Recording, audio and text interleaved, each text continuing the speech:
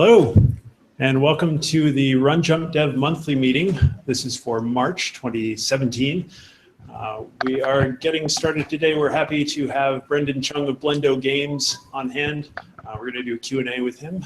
I also wanted to mention that upcoming next month, April 21st and 22nd, just to make sure, yes, the 21st and 22nd, we have a small game developer conference that's being put on as a joint venture between RunJumpDev and Eastern Kentucky University. So if you're in the region and you would like to hobnob with other developers and see some talks and quality stuff, including a concert with C418, who did Minecraft music, and Too Mellow, our local composer, worked on the soundtrack for Read Only Memories. Come on out. You can find more information and tickets at vectorconf.com. All right, without too much more ado, we've got Brendon Chung today. Brendon is the award-winning developer of such games as Atom Zombie Smasher and Quadrilateral Cowboy. And Brendon.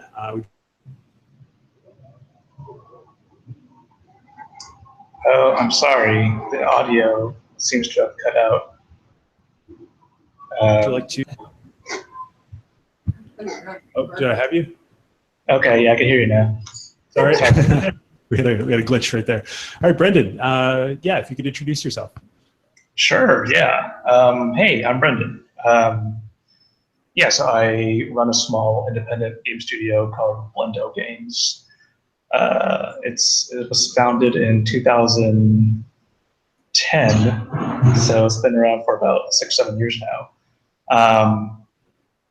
And I think I got my start by just doing kind of like mod work for first-person games like Quake and Doom and things like that. And then I went to college. I kind of studied film there for a while. And when I graduated, I kind of used my portfolio of mod work to get a job at Pandemic Studios. Pandemic is kind of known for Star Wars Battlefront, Mercenaries, Full Spectrum Warrior, games like that. And while there, I worked on Full Spectrum Warrior 2 and Lord of the Rings Conquest. The studio was shut down later by EA, and at that point I decided, I might as well just try doing independent stuff for a while. Yeah, this kind of led me to where I am right now. Cool. I guess the film part of that probably inspired a lot of what you've done visually with some of the games, especially things like 30 Flights of Loving and Quadrilateral Cowboy. Can you talk a little bit about the relationship between like your film experience or like the educational pursuit versus what you've implemented in games? Yeah. I mean, it was really helpful to kind of have that experience. I think at that time, I was most interested in doing kind of level design stuff, but I kind of didn't, like there weren't any courses on that. So I figured film was kind of the something I was interested in doing, and I figured it would probably be helpful for kind of doing game design work. And it turns out that it kind of, I don't know. I think it was really helpful for me to kind of not do video games and kind of like learn something else, and that kind of gave me kind of perspective in kind of doing this whole other field. And definitely for games like 30 Flights of Loving and Gravity Bone, I think it kind of paid off for me. So early on you were working with like Source Engine and so doing more modding stuff. Was that, were there tools and things that were available in those engines when you're doing modding that that helped you get more of a cinematic look, or was it more like limiting that you felt you needed to push through? Yeah, those tools were really helpful to me. So games like Quake and Half-Life, they use what's called a kind of like a BSP map editing, which is the map editor is you just have these giant primitive blocks and cubes and shapes, and you use that to kind of make the level, as opposed to the other kind of different level design where you kind of more use like bespoke mesh models to make levels. So by using these primitives, it kind of gave the designer a lot of freedom to do a lot of iteration and to kind of very quickly make prototypes, like really quickly. And like if you wanted to have this very specific, if you want to make this area with very, very specific dimensions, very specific sight lines, and very specific kind of reveals, like you didn't need to go to an artist to do it. You could just crank it out yourself by plopping down cubes and plopping down shapes. And so for me, that helped a lot in kind of like giving the player exactly the kind of area that I want to give them, to give them the, you know, to have very minute control over like what they see and what they don't see at any given time. So for Quadrilateral Cowboy, you switched to idTech 4, right? Yeah, the Doom 3 engine.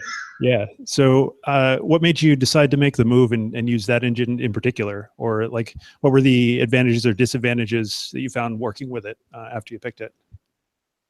Yeah, so I've been using the id engines for forever, and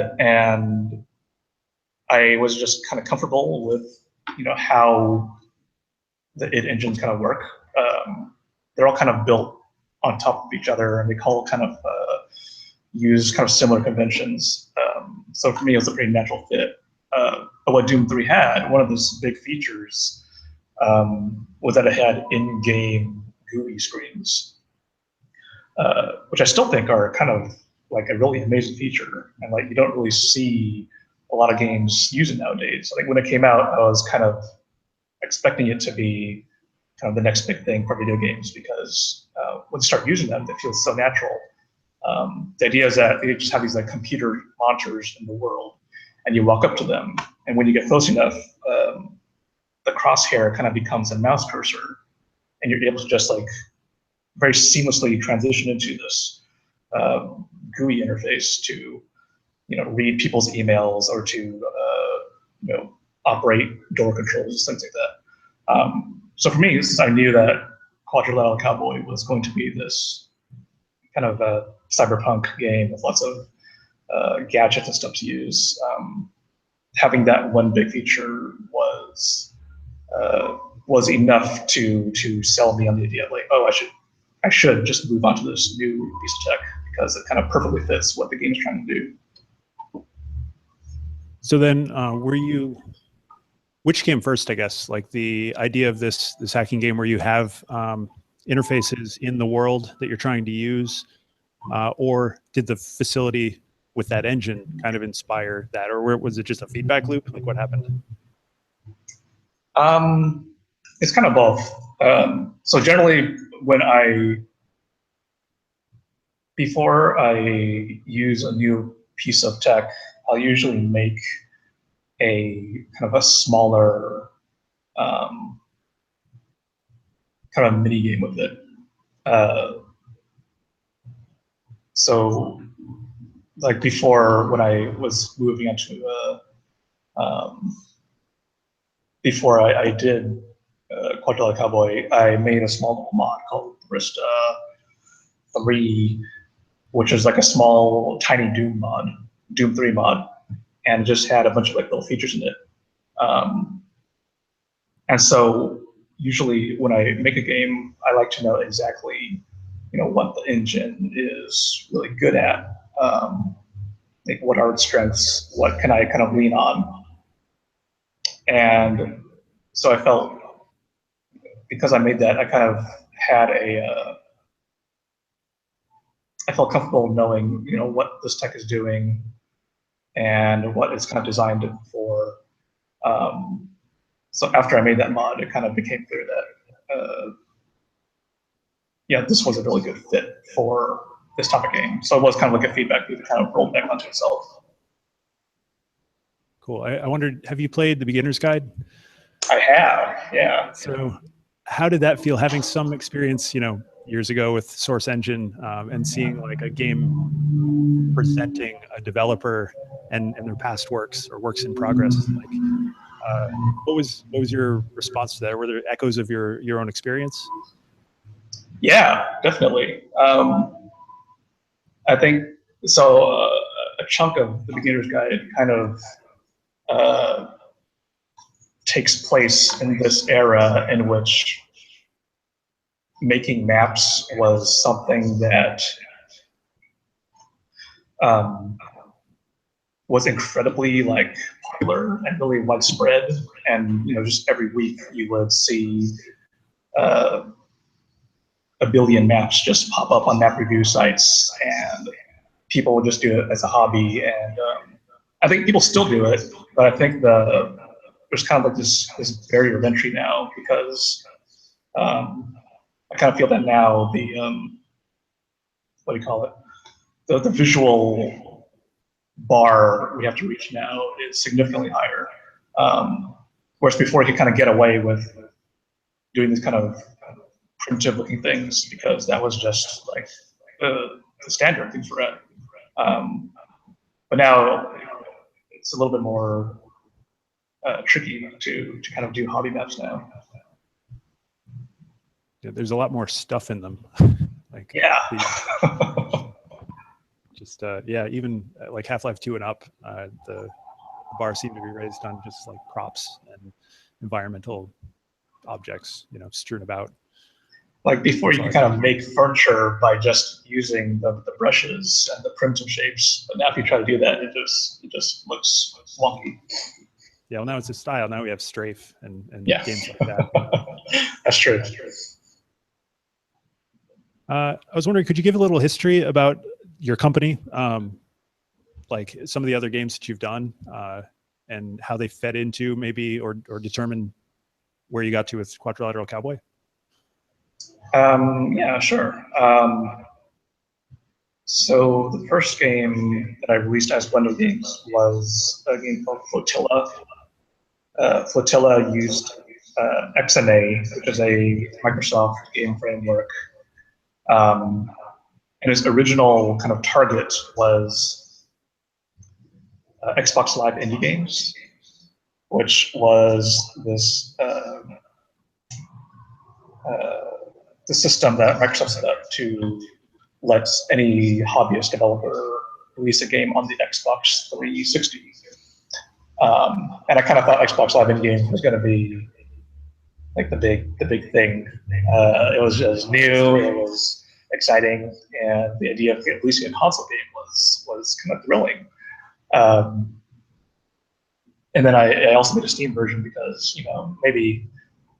why not? Because it was basically kind of a free port, because Xbox Live Indie Games, I'm sorry, XNA kind of is multi-platform. But what it turned out that Xbox Live Indie Games, I know some people were very successful in it, but I just could not get any traction. But luckily Steam, the game sold pretty well on it, and I was able to fund my next project with the earnings from Flotilla.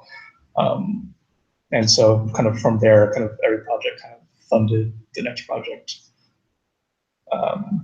Yeah, Flotilla was a simultaneous turn-based spaceship game. If you've ever played the game Homeworld, think of Homeworld except turn-based. And the idea is that I love RTS games, but I'm kind of bad at them. The problem I have with RTS games in general is that I'll be playing them and then I'll find like my tech battalion is suddenly on fire, and I'll have no idea like why, who attacked them or when that happened, or what I would do differently next time. And so I kind of wanted to make a game with a very small amount of units, and it was turn-based, so that you're never kind of overwhelmed by kind of the real-time speed of the game. And so yeah, it was kind of my first kind of experiment and kind of trying to do independent game development, and kind of got lucky because it kind of caught on. Yeah. So you work a lot on these projects have been kind of like solo things, right? Or very small team. Yeah. So I do the art and the design and the programming. I don't do the music. And for Cowboy, I had people helping with porting the game because I don't know how that stuff works. Mm-hmm. And I had another level designer kind of join me for 6 months. Cool. Do you think that working that way, having doing most of the roles yourself, or bringing people in just for specialized smaller parts, does that influence your what's the word I'm looking for? Well, I guess your design and development decisions, like because you have such a major role, like because you're doing so much of it, does that affect how you end up designing things? Yeah, I mean, I'd say that kind of the biggest effect is that I think a lot of times, I think that whenever we kind of do creative work, we always come up with ideas that are bad. And I think that sometimes there's something exciting about trying to execute a bad idea. And I think that for me, whenever I'm in a team environment, I want to make something that's successful. Because it's not just me that's on the line. It's someone else's just kind of well-being is kind of resting on this project. Responsibility. Yeah, there's like accountability there. Whereas when you're one person, I kind of am okay if a project just doesn't hit. Like there's something there's kind of like a mental block where it's okay if I fail, but if I drag someone else down with me, that's kind of scary, and it feels, I don't know, that's something I'm still kind of terrified about. So I find that when I'm just working by myself, or a really small operation,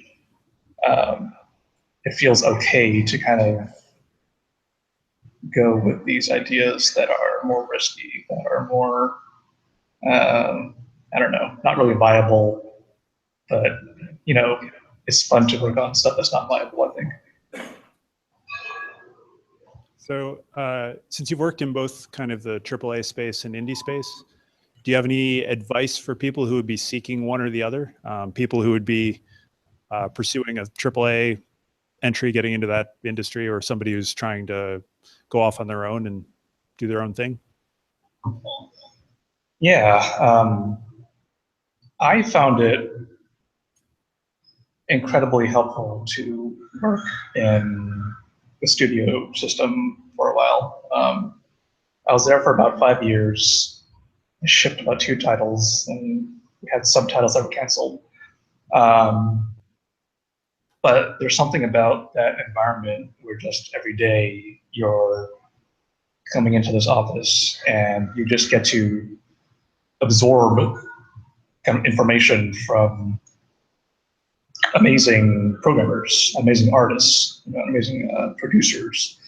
And these are all, like, when I came in, I had done just my mod work, just doing level design, some design work. So being in this environment where I was just being,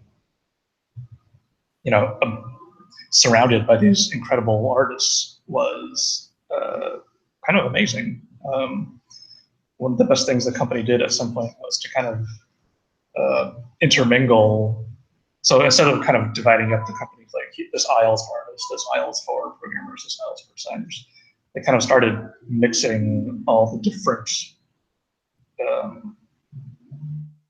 fields kind of together in the same aisle. So programmers would be sitting next to artists would be next to a designer. And one of the things that happened was that whenever you would hear the artist talking to other, it was easier to hear the artist talk to the other artists, or like the lead programmer ask a question to the programmer, and just kind of learning, or just kind of being immersed in the lingo and the terminology, I found incredibly helpful, and I learned so much from it. And for people trying to get into it, I mean, I can only speak from my own experience, and that was just, I made a lot of just mod projects in my spare time, kind of all through high school and all through college. I'm just making lots of maps, just doing like small programming stuff in my spare time, and just kind of building up the portfolio. Cool. So let me see. Nope, I lost my train of thought. I'm sorry. No problem. Well, okay, so going back a little bit to the settings for your games, you've got this recurring Nuevos Aires setting that you've used a few times, but it seems like each time you use it, it's not super related to the others. Is there a larger universe that you have in your head behind the scenes, or are they? What's the common thread, or what's appealing to you about that setting? I mean, so there is a common thread. Like there is a Google Doc kind of squirreled away somewhere that just has kind of a really rough outline of all the events in this world, and all the dates and names of people. And I think I don't know, it's just really appealing to me. I think I grew up kind of watching movies that did this, and playing games that did this. And there's something, I don't know, there's something really compelling about kind of feeling like kind of you're a part of something that's bigger than yourself. Kind of having this world that of seeing like familiar faces pop up, where it's like, oh, this character was a main character in this one game or this one movie, but in this other thing, they're kind of like, you just kind of see them pop up for 2 seconds and disappear again. And I just wanted to kind of try to tap into that.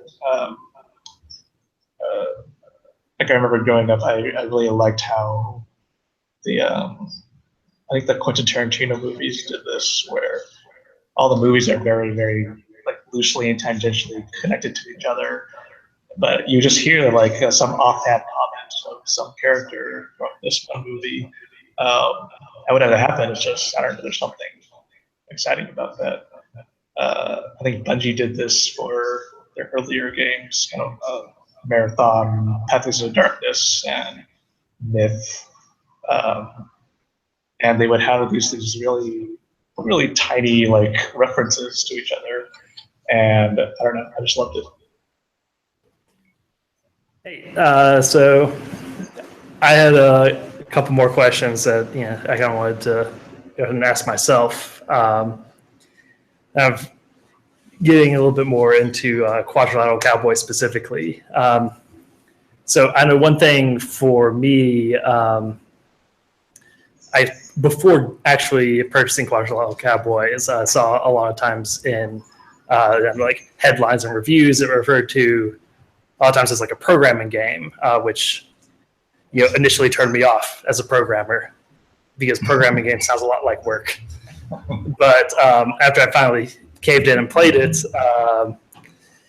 as that programming game didn't really seem to apply. As in what how you feel about that that application of the idea of it being a programming game, or what you kind of see it as being really.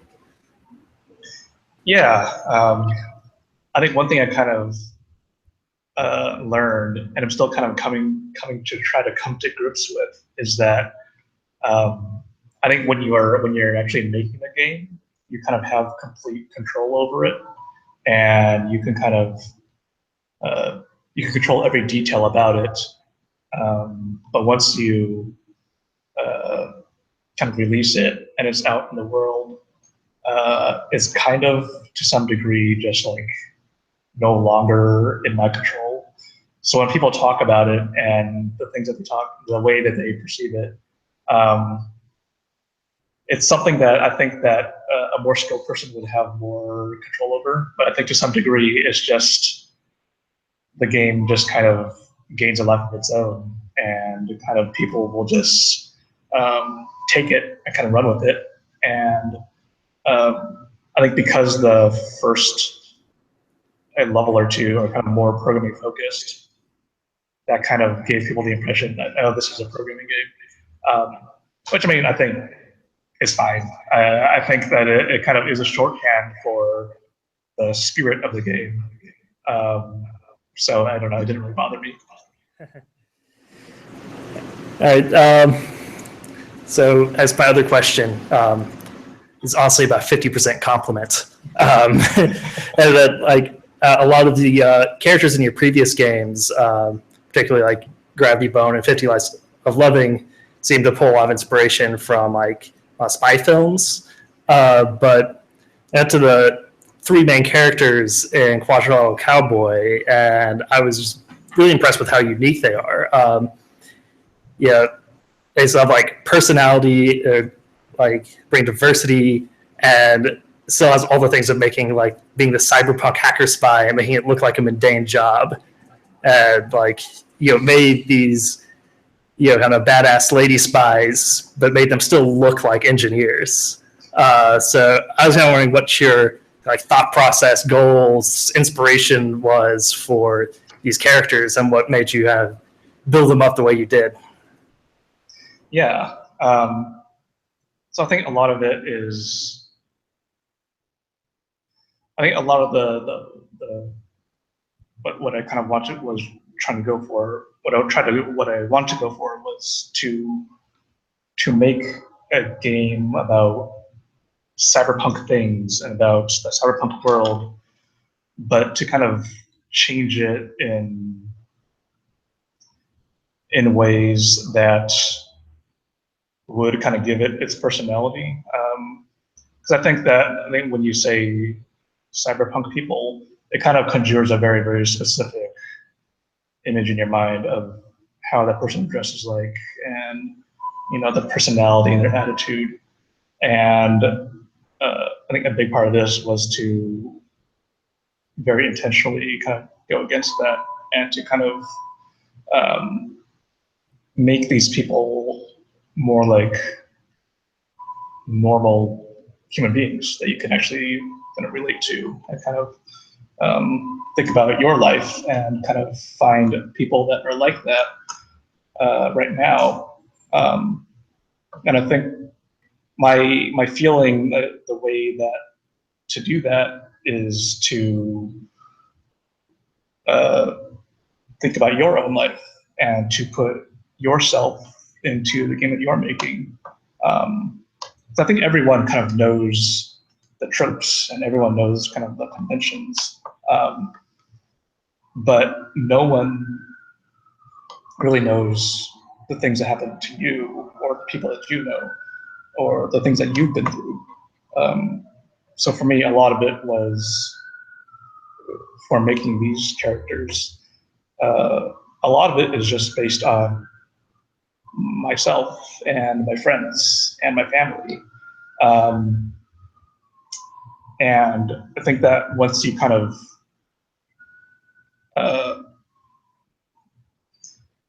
do that, it kind of gives the game this very, I don't know, this feeling that you're seeing something that's like really personal. And I think that when you make something personal, it's something that's difficult to say that, oh, you've seen this before, because I don't know, the things that happen to your life are probably things that no one else has ever done before. Yeah, I said like a very interesting with your scenes with the carpooling scenes where you actually get a chance to go into their apartments and see like just those little snippets of their lives. And yeah, and I think that was how I felt. So I guess you have success there for you. That these were ordinary people who had ordinary life experiences while doing this cool cyberpunk fictional thing. Yeah. They were on the high school sports team and stuff. Yeah. I mean, I think that, I don't know, it just makes it, I find it so much more compelling when the characters are people that are things that you can relate to, and that you can kind of see yourself in. All right. Thanks. You can continue with whatever other questions you have.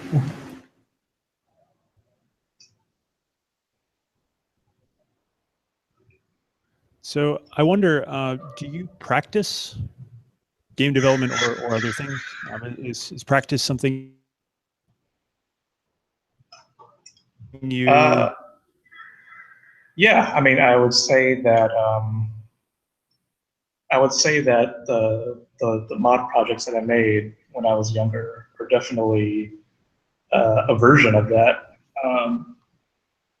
Like I was doing, I think when I first started doing mod stuff, I was in about 6th grade or so at elementary school. And I think like Gravity Bone was the first thing that I felt. Gravity Bone was the first thing I felt that really kind of was what I actually made what I wanted to make. Like I kind of achieved what I was kind of seeing in my head. And so between there, that's a span of like 15 years or so of just kind of making like weird maps for Half-Life and Quake and Doom.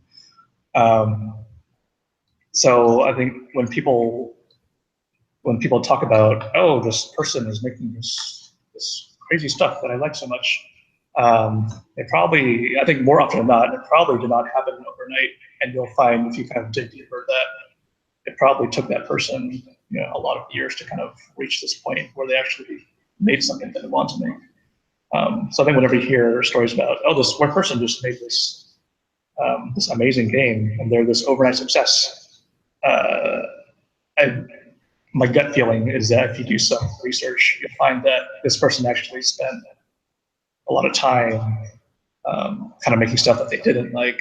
They'll spend a lot of time kind of making stuff that didn't work out that well. But because this one thing's successful, you'll hear more about it. My name is Bill. Hi. Hey, I played Zombie Atom Smasher. I just remember I got it from the Humble Bundle. Was it something that when you got to the Humble Bundle, was it something that someone requested that you do, or you actually basically volunteered if they were asking or something like that? Yeah, I'm trying to think back. I think for that specific case, they came to me for that.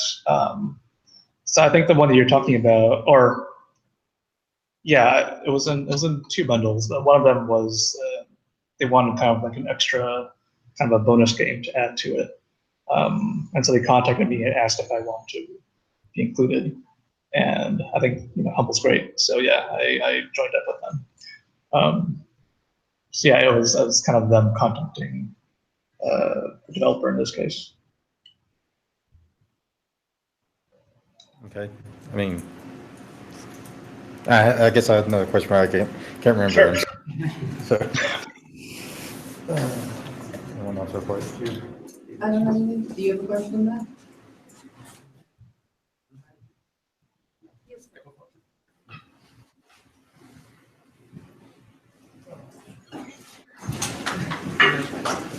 Hello, I'm Robert. Hi. I was curious, why do you make games? Yeah, I think I kind of grew up playing a lot of them, and there's something about, I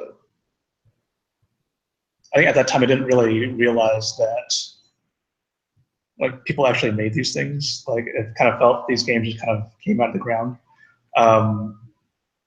Then like when I learned that, oh, these things that I really, really love and these things that I'm always thinking about, like people actually made them. Like a person in a garage or in a bedroom was able to create this thing.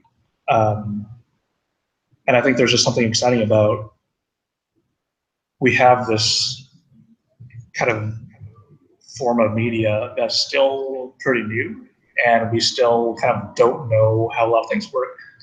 And we're still figuring out the conventions and how things are.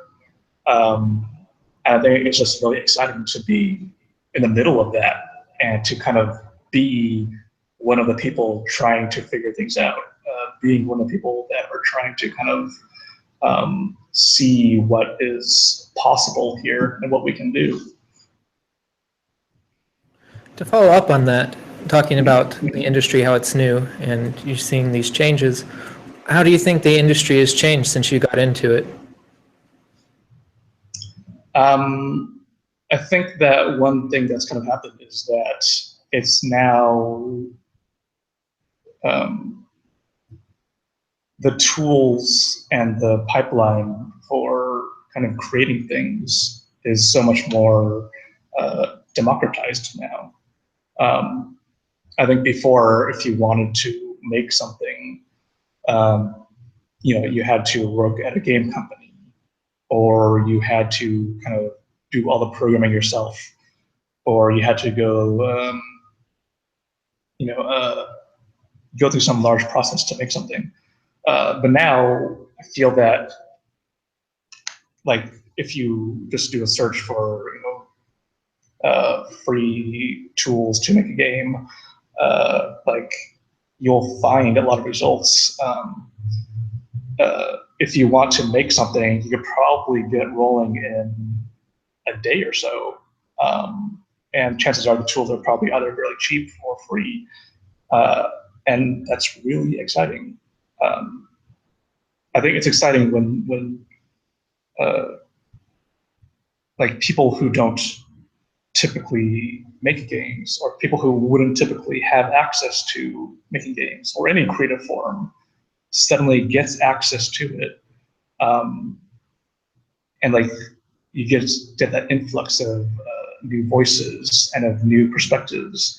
And I think that makes kind of the form of media so much more richer. And speaking of the mysticism you sort of had playing games before you got into the industry, how does how you play games now different from before you started making them? Oh, yeah. Yeah, that's a good question. I think when so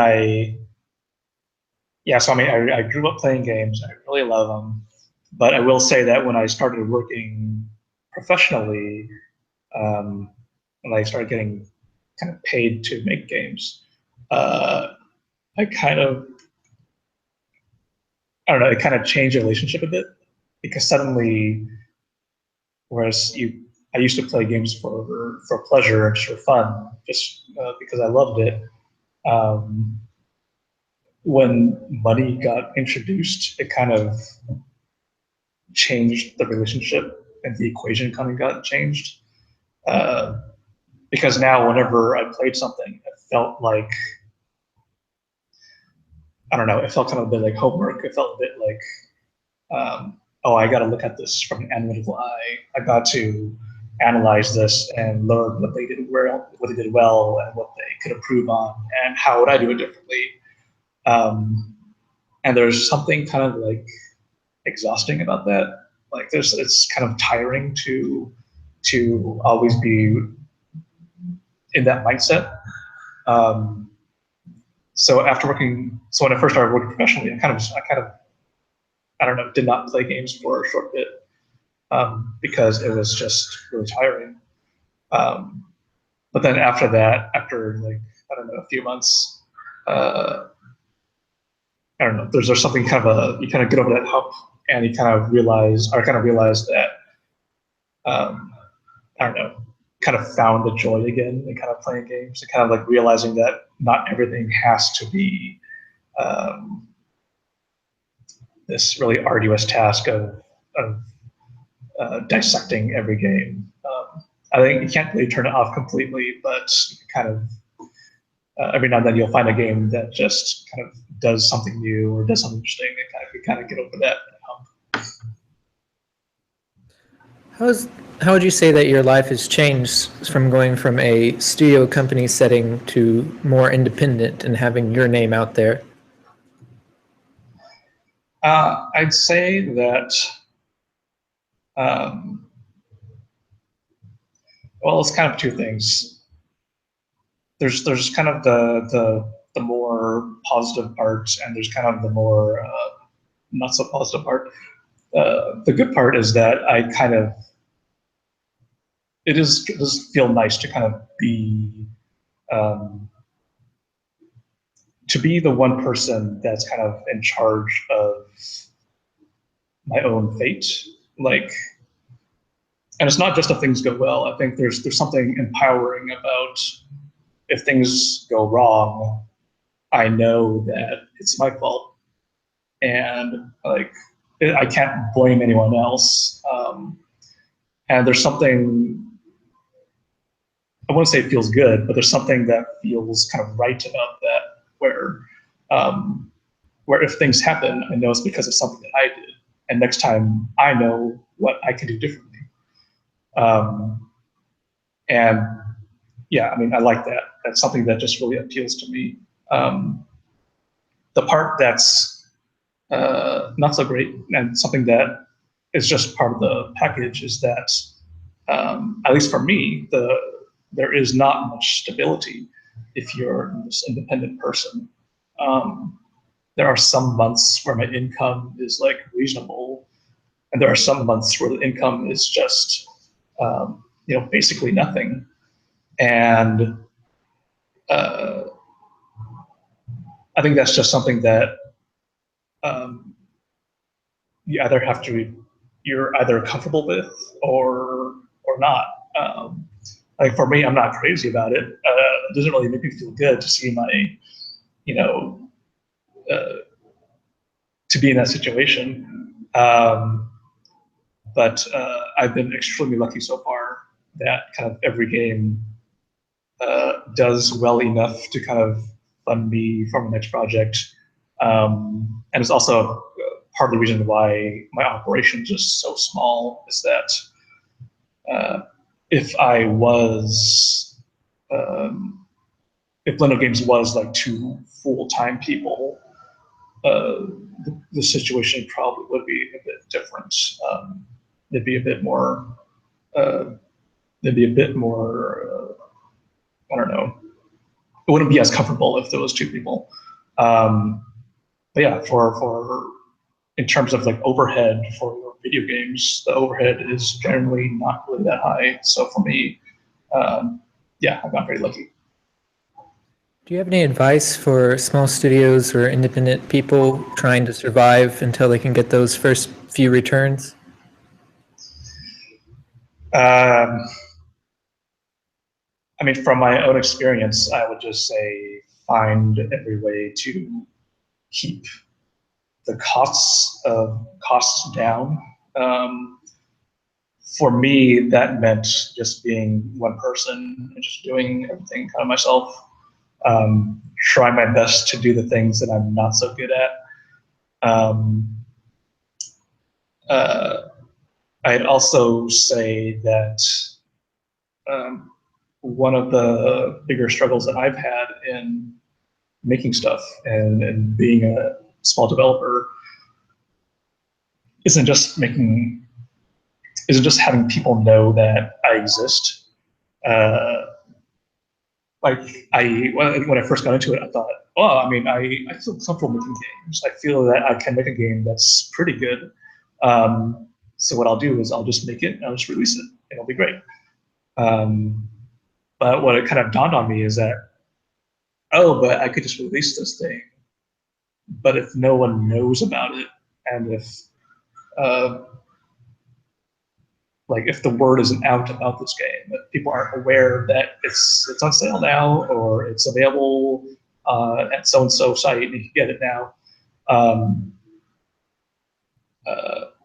I probably wouldn't be able to make game number 2 because, it's just it's becoming more and more. It became more and more clear to me that the marketing stuff, the stuff that I wasn't really that really good at or that interested in doing, was just something that I needed to invest time in. Thank you. Sure.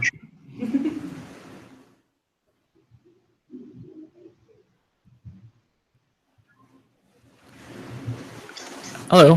Can you talk maybe about your development process, maybe the day-to-day process of how you work? I know I think you work out at a Glitch City as well.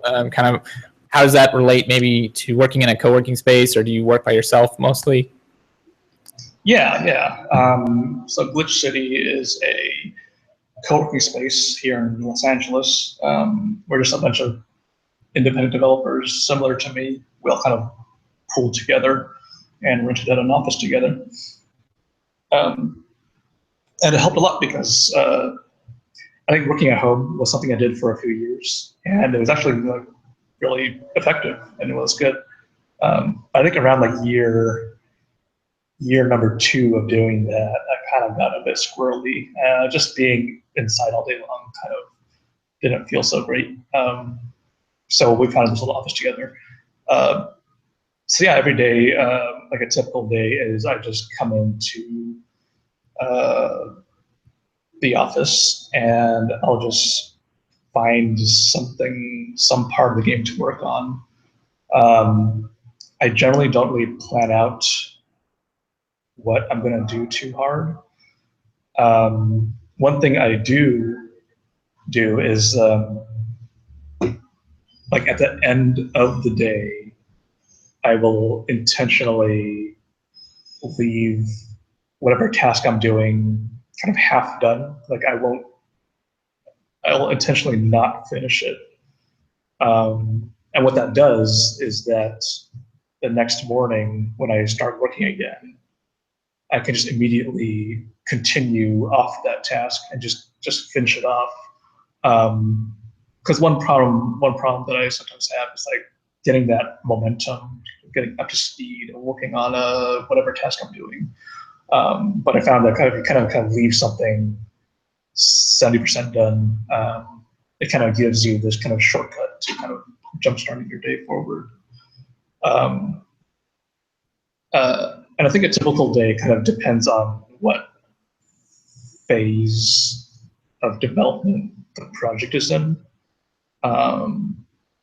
In a later phases, it's more about just spending time watching people play the game and just writing notes. Whereas kind of the earlier phase is more about, at least for me, just kind of trying out as many things as possible, just shotgunning different things into the game. And the way I did that for Quadrilateral Cowboy was I had this really kind of really basic system of index cards where whenever I would have some idea of something I wanted to add to the game, some feature or some visual thing or a story beat or something, I would write it down on the little index card, and I would post it or put it down somewhere in the building. And then when I finished the task, I would throw it into a little tissue box. And I felt that the reason why that worked for me was because kind of having that physical having the task be like an actual physical object kind of gave it a certain different kind of meaning. Because like I think when I was doing kind of just keeping a little digital like notepad.exe and just like writing down on my computer desktop, I found that I would just I'll just put down everything. But there's something about having an actual physical object because it actually takes up space in your building, and also like having to actually pop the cap off the pen and having to actually like spend physical energy to write the task. It was like just enough work to kind of filter out the more stupid ideas. So yeah, that was kind of the process for earlier in Quadrilateral Cowboy's development. Cool. So you talked about sort of marketing before. I know that you stream your development process. So I guess does that mostly because of sort of marketing your game, or is there some other development benefits that you get from streaming, connecting with an audience, that kind of thing? Yeah. So part of the reason why I started doing that is because I started getting a fair amount of messages saying, is this project, is Quadrilateral Cowboy canceled? Are we ever going to see this game be released? Is this ever going to see the light of day? And I wasn't, I mean, I could just individually reply every single time to these messages, but I figured kind of the more efficient way of going about it was to just show people that, I'm alive, I'm still doing this game. It's just taking a really long time. Sorry about that. So I just started streaming it, I think for a while, it was every weekday at 9 a.m. or so. And so it was partly to take care of the messages, partly for marketing. But it ended up being like this really effective way of just developing the game in general. I was streaming for about an hour or so, and I found that 1 hour that I worked was kind of like 4 hours crammed in because I was so productive and I was so focused on doing the work. Because it's kind of a performance. You're kind of performing being a game developer for this audience. It was like 20 people. It wasn't really a lot of people, but even still, it was just, I wanted to give them a good show. And the way I did that was by just, being extremely productive and efficient and kind of explaining everything I did. And it ended up kind of being this really good production method for me. Cool, thanks. Sure.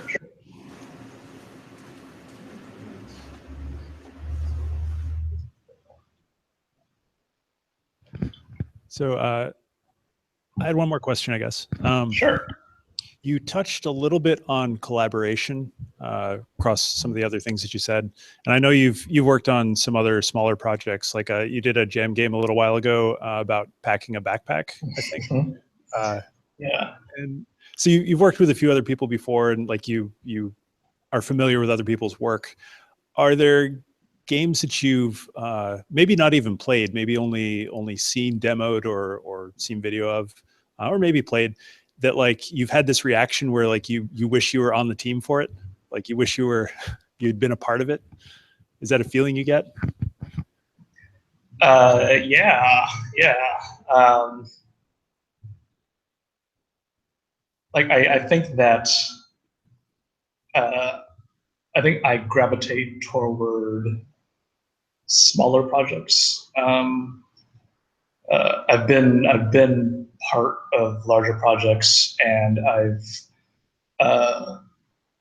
Cowboy itself was a larger project. But I think one thing that I would kind of love to see in game development is the idea of like a guest developer. I think we're all familiar with the idea of like for music albums, like you have a guest artist come in and do a track, or they do vocals for one song. And as I continue kind of doing this independent stuff, I still do like working with other people. But the idea of like spending 3 or 4 years on this one project is kind of, it's a little bit daunting. But yeah, the idea of just like coming in for, I don't know, a month or so and just hanging out with cool developers and making some small contribution to their work sounds super fun and exciting. Like I think that would have been interesting for Quadrilateral Cowboy to kind of have kind of a guest come in and do like one small mini level, because it's exciting to see, how does someone interpret the work that you're doing, of just bringing in this different voice and seeing how do they see it. Yeah, I don't know. That's something I've been thinking about recently. Great. Yeah, I like that idea a lot. I've talked with a friend who is kind of a music producer and stuff, and he's mentioned the similar thing. Like there should be more of a crossover between the way that featured artists happen on music and the way it happens on games. Yeah, I think there's something there. Well, we're at about an hour, so I think we'll finish this up. Where can we find you out and about online? Yeah, my site is blendogames.com, and my Twitter is Blendo Games. Cool. All right. Well, this has been the March monthly meeting for RunJumpDev with our lovely guest, Brendon Chung. We are, like I said before, having a small game developer conference for the region on April 21st and 22nd. We'd love to have you come out for that. That's vectorconf.com. And also you can find us here in Lexington, Kentucky. We meet weekly down at Awesome Inc. on Main Street every Tuesday night starting at about 6:30. And we're about to get ready for our next set of hurdles, our small work and tell program where we get a bunch of people to promise that they're going to do some work on their game and then tell us about it. So they'll be announcing our first goals this Tuesday. All right, well, thanks very much, and we'll see you next time. Thanks a lot.